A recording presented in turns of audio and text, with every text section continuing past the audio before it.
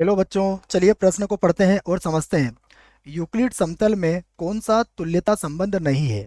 और हमें चार विकल्प दिए हैं, विकल्प ए, विकल्प बी, विकल्प सी और विकल्प डी, और हमें इनमें से सही विकल्प का चुनाव करना है। प्रश्न को हल करने से पहले प्रश्न के लिए हम मुख्य अवधारणा लिख लेते हैं, जिसकी सहायता से इस प्रश्न को हल किया जाएगा। तो प्रश्न की मुख्य अवधारणा, मुख्य अवधारणा में हम यह समझेंगे कि तुल्यता संबंध क्या होता है। इसी बात को मैं यहाँ पर लिख देता हूँ। देखिए, ऐसा संबंध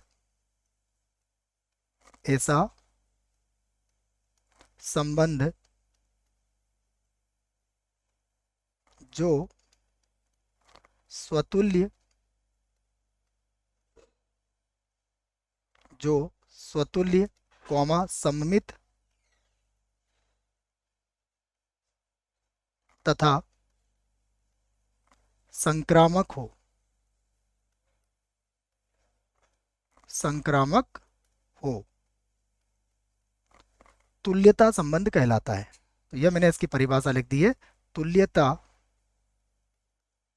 संबंध कहलाता है, संबंध कहलाता है। अब अगर ये बात हमें समझ में आती है तो प्रश्न को भी हम अच्छे से समझ लेंगे। देखिए, सबसे पहले मैं विकल्प ए की बात करूंगा। पहला विकल्प, पहले विकल्प में कहा गया है रेखाओं की समांतरता।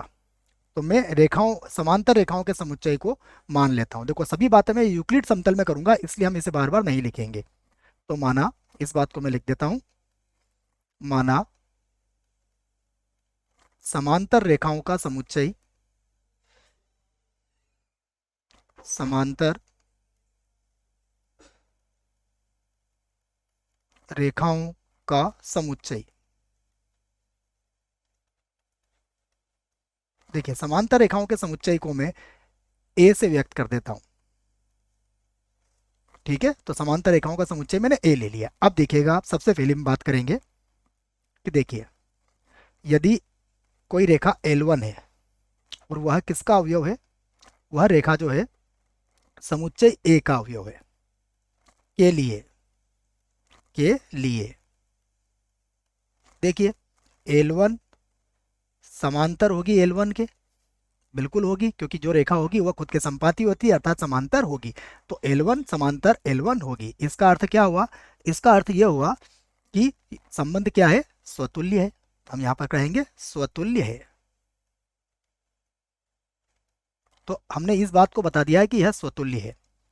दूसरा देखिए, दूसरी बात हम करेंगे, अब सममित को हम यहाँ पर जांच करेंगे। तो देखो, L1 और L2, ये मैंने दो रेखाएं ले ली ए से, के लिए। अब देखिए, यदि मैं आपसे कहूं कि L1 समांतर है L2 के, तो क्या ऐसा कहा जा सकता है कि L2 समांतर है L1 के? बिल्कुल कहा जा सकता है। इस आधार पर हम क्या कहेंगे कि सममित है। ये जो संबंध होगा ये सममित है। अब देखो, संक्रामकता के लिए देख लेते हैं। संक्रामकता में हमें तीन रेखाएं चाहिए, तो L1, L2 और L3, यह मैंने इस समुच्चय ए के अवयव ले लिए। अब आप देखिए, यदि यदि L1 समांतर हो L2 के तथा L2 समांतर हो L3 के, तो क्या हम ऐसा कह सकते हैं कि L1 समांतर होगी L3 के? बिल्कुल कह सकते हैं, क्योंकि अगर L1 L2 समांतर है, L2 L3 समांतर है, तो तीनों रेखाएं समांतर हुई, अर्थात L1 समांतर L3 भी होगा। तो इस आधार पर हम कहेंगे कि यह संक्रामक भी है, संक्रामक है। तो इसमें तो तीनों बातें हैं। इसका मतलब रेखाओं की समांतरता क्या है? एक तुल्यता संबंध है। तो यह विकल्प तो हमारा गलत हो गया।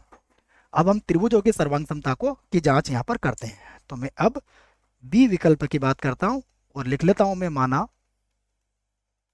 माना सर्वांग सम, सर्वांग सम त्रिभुजों का समुच्चय, त्रिभुज का समुच्चय, इसे मैं बी से व्यक्त कर देता हूं। बी है। तो देखिए, अब सबसे पहले इसमें भी हम वही तीनों बातें करेंगे जो हमने विकल्प ए में की थी। सबसे पहले हम यहाँ पर कोई त्रिभुज लेते हैं, त्रिभुज 1, जो किसका अवयव है, बी का अवयव है। तो इस आधार पर देखिएगा, अगर मैं कहूँ कि त्रिभुज 1 सर्वांग सम है त्रिभुज 1 के, तो यह कथन बिल्कुल सत्य होगा, क्योंकि खुद या स्वयं स्वयं के सर्वांग सम अवश्य होगा। तो हम क्या कहेंगे, इसका मतलब यह स्वतुल्य है, स्वतुल्य है। अब सम्मितता चेक करेंगे, तो देखो यहाँ पर मैं त्रिभुज 1 और त्रिभुज 2, ये दो त्रिभुज में ले लेता हूँ समुच्चय बी में से। और अब आप देखिए, अगर मैं कहूँ कि यदि यदि त्रिभुज 1 सर्वांग सम है त्रिभुज 2 के, तो क्या ऐसा भी कहा जा सकता है कि त्रिभुज 2 सर्वांग सम होगा त्रिभुज 1 के? बिल्कुल कहा जा सकता है। अर्थ यह हुआ कि यह सममित है, सममित है, अर्थात ये जो संबंध होगा ये सममित है। अब हम संक्रामकता देख लेते हैं इसकी। तो संक्रामकता के लिए मैं 3 त्रिभुज ले लेता हूँ, त्रिभुज 1, त्रिभुज 2 और त्रिभुज 3, और यह सभी मैं समुच्चय बी के अवयव में से लूंगा। और इसमें भी देखो, मैं यही बात आपसे कहूंगा कि यदि त्रिभुज 1 सर्वांग सम है त्रिभुज 2 के, तथा त्रिभुज 2 सर्वांग सम है त्रिभुज 3 के, तो इस आधार पर हम इस बात को अवश्य कह सकते हैं कि त्रिभुज 1 सर्वांग सम होगा त्रिभुज 3 के। और यदि ऐसा होता है, अर्थात यह जो संबंध है ये क्या है, संक्रामक है, तो यहाँ पर हम कह सकते हैं कि यह संबंध संक्रामक संक्रामक है। तो इसमें भी तीनों बातें हैं। इसका मतलब त्रिभुजों की सर्वांग समता जो है वह क्या है, एक तुल्यता संबंध है। तो यह विकल्प भी हमारा गलत हो जाएगा। अब त्रिभुजों की अनुरूपता की बात कर लेते हैं। तो विकल्प सी को भी मैं यहाँ पर आपको हल करके बता देता हूँ। देखो, तो विकल्प सी की बात करते हैं यहाँ पर। तो विकल्प सी में हम लिख लेते हैं माना माना देखो क्या लिखा गया है, अनुरूपता। तो हम इसको लिख लेते हैं माना अनुरूपता, जिसे हम समरूपता भी कहते हैं, समरूप त्रिभुज का समुच्चय, त्रिभुज का समुच्चय, इसे हमने क्या कह दिया, सी है। या तो अनुरूपता कहें या समरूप त्रिभुजों का जो समुच्चय है वो क्या है, सी है ना। अनुरूप अनुरूप कह सकते हैं यहाँ पे ना। अनुरूपता में अगर आपको थोड़ा सा समझने में दिक्कत आ रही है तो अनुरूप त्रिभुजों का समुच्चय आप कहेंगे तो अच्छा रहेगा। यहाँ पर है ना, अनुरूप लिख देता हूं मैं, अनुरूप त्रिभुजों का समुच्चय। ठीक है, तो अनुरूप त्रिभुज या फिर समरूप त्रिभुजों का समुच्चय को हमने सी ले लिया है। अब हम सबसे पहले देखते हैं कि स्वतुल्य है या नहीं है। तो मैं यहाँ पर फिर त्रिभुज 1 ले लेता हूँ, और त्रिभुज 1 किसका अवयव लेता हूं मैं, सी का। और देखो, हमें पता है कि त्रिभुज 1 समरूप होगा त्रिभुज 1 के, खुद खुद के समरूप होगा। इसका अर्थ क्या हुआ कि स्वतुल्य है, स्वतुल्य है। दूसरा हम यहाँ पर देखते हैं सम्मित, सम्मित है या नहीं है।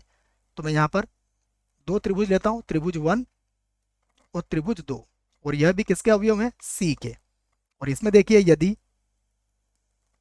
यदि त्रिभुज 1 समरूप है त्रिभुज 2 के, तो इस आधार पर हम ऐसा कह सकते हैं कि त्रिभुज 2 समरूप होगा त्रिभुज 1 के। इसका अर्थ क्या हुआ, सम्मित है, सममित है, यह भी हम यहां पर कह सकते हैं। अब हम तीसरी बात भी यहां पर देख लेते हैं, संक्रामकता की बात। तो मैं त्रिभुज 1, त्रिभुज 2 और त्रिभुज 3, ये तीनों ही मैं अवयव ले लेता हूं सी के। और देखिए यहां पर यदि यदि त्रिभुज 1 समरूप है त्रिभुज 2 के, तथा त्रिभुज 2 समरूप है त्रिभुज 3 के, तो इस आधार पर हम ऐसा कह सकते हैं कि त्रिभुज 1 समरूप होगा त्रिभुज 3 के। बिल्कुल कह सकते हैं। इसका मतलब यह संबंध क्या है, संक्रामक है, संक्रामक है। तो इसमें भी हम तीनों बातें हो गई। इसका मतलब विकल्प सी क्या है, यह भी एक तुल्यता संबंध है। तो यह भी एक तुल्यता संबंध हुआ, अर्थात यह भी हमारा गलत हो जाएगा। तो सही विकल्प क्या होगा हमारा, इनमें से कोई नहीं। आशा करता हूं बच्चों आपको इस प्रश्न का उत्तर समझ में आया होगा। धन्यवाद।